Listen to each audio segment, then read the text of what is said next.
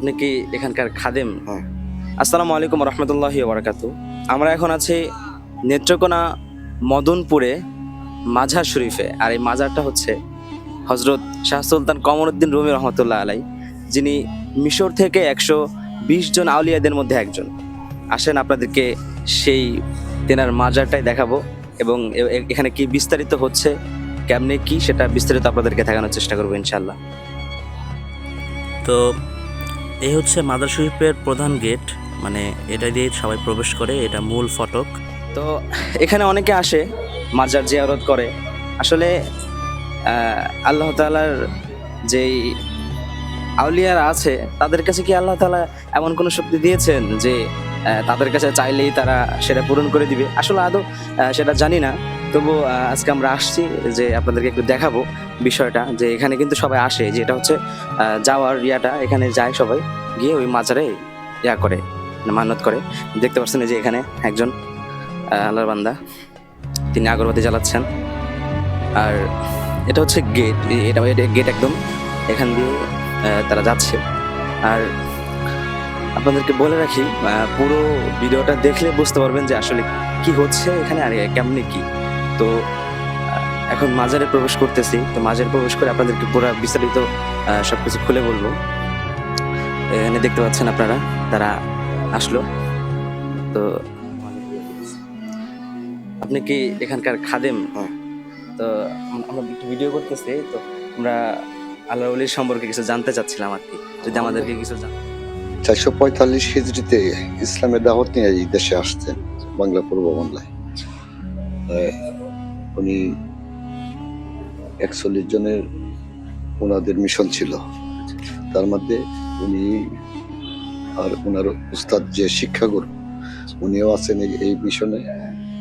এখানে ওনার সাথে 10 জন আছেন ওনার সফর সঙ্গে, আর বাকিরা আছে ওই এলাকায়।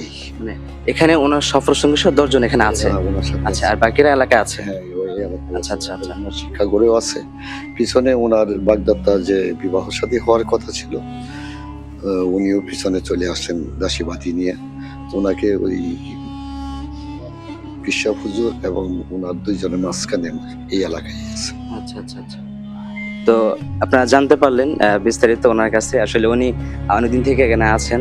আলহামদুলিল্লাহ ওনার যতটুকু জানা ছিল আমাদেরকে শেয়ার করেছে, আমরা জানতে পারলাম। তো এখন একটু মাজারটা দেখাই, আপনি একটু। বড় কথা হচ্ছে এখানে কিন্তু দেখতে পাচ্ছেন তারা কি করতেছে, আর বড় করে সাইনবোর্ডে লেখা আছে যে মাজারে সেজদা করবেন না, সেজদা করা শিরক। কিন্তু তবুও কিছু কিছু লোক এখানে সরাসরি সেজদা দিচ্ছে। এই দেখেন, দেখছেন, সরাসরি সেজদা দিচ্ছে, এটা কিন্তু শিরক করতেছে।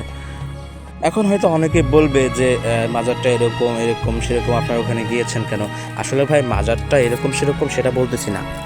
হয়তো আল্লাহ ওলি অনেক ভালো ছিল, বা যার মাজার যেটা মানে ওখানে আছে, হয়তো উনি ভালো ছিলেন, এমনও তো হতে পারে, তাই না? কিন্তু কিছু কিছু পাগল আসে, তারা এই মাজারটাকে এরকম করে ফেলছে। দেখতে পাচ্ছেন মাজারটার ভিতরেই দেখেন, আবার যাচ্ছে তো তখন আবার সেজদা করতেছে। তো এরকম আমরা অনেক দেখি। আবার এই যে এখন পিছন দিকে যাচ্ছে। আর এটা হচ্ছে তাদের ওই দান করার জায়গা। এখানে তারা যে মুরগি, ছাগল, তারপরে যাবতীয় জিনিসগুলো এখানে আনে। আর এটা হচ্ছে মোমবাতি জ্বালায়, এখানে জ্বালায়। আর এই বিশাল বড় যে আকৃতির টাইলস দিয়ে মোড়ানো, সেটা হচ্ছে আপনাদের দান বক্স। এই দান বক্সে তারা এসে দান করে। আর এটা হচ্ছে আমাদের যে মাজার শরীফ আছে, মাজার শরীফের একটি বিশাল বড় মসজিদ। এখানে না ঢুকলে আপনারা বুঝতে পারবেন না। তো বাহির থেকে যতটুকু এই সাইডে দেখতে পারতেছেন, ভিতরে কিন্তু তার থেকে আরো অনেক বেশি বড় আছে। তো ওই সাইডে আপনাদেরকে গিয়ে দেখাবো। এতক্ষণে হয়তো বুঝতে পেরেছেন যে মাজার শরীফটা সম্পর্কে যা যাবতী দেখাইলাম এবং যা যাবত বলতেছি এবং সামনে বলবো, পুরোপুরি দেখেন। আর এটা হচ্ছে মাজারের একদম পাশেই, যেটা একদম সেই বিশাল আকারের মসজিদ। এখানে মাজারে যারা আছে মুসল্লিরা সবাই এসে নামাজ আদায় করে এবং পুরা বলেন যে একদম মাজারের থেকে বড় মসজিদ এটা।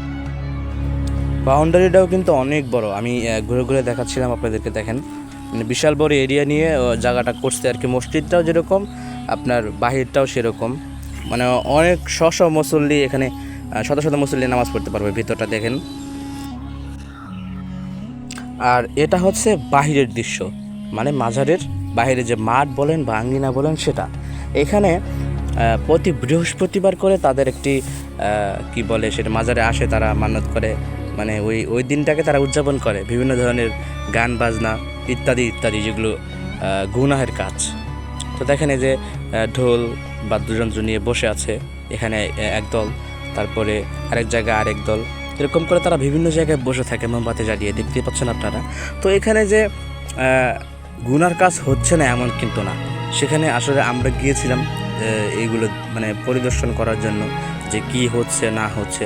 আসলে ভাই আমরা 2-1 জন গিয়ে কিন্তু সেখানে ঠেকানোর কোনো কিছু নাই, বুঝতে পেরেছেন। আসলে যারা ওখানে এরকম আছে তারা কিন্তু প্রবীণ বলতে অনেক দিন থেকে, মাজারটা কিন্তু আজকের না, সেই অনেক দিন থেকে মাজারটা এখানে।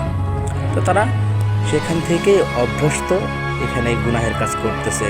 কিন্তু আমরা হুট করে একজন গিয়ে যদি তাদেরকে বাধা দিই তাহলে হয়তো বিশৃঙ্খলা সৃষ্টি হবে এবং এমন হতে পারে যে আমাদের উপরে তারা ক্ষিপ্ত হয়ে যাবে। তো এই জন্য আমরা তেমন কিছু করতে পারিনি। ধন্যবাদ সবাইকে।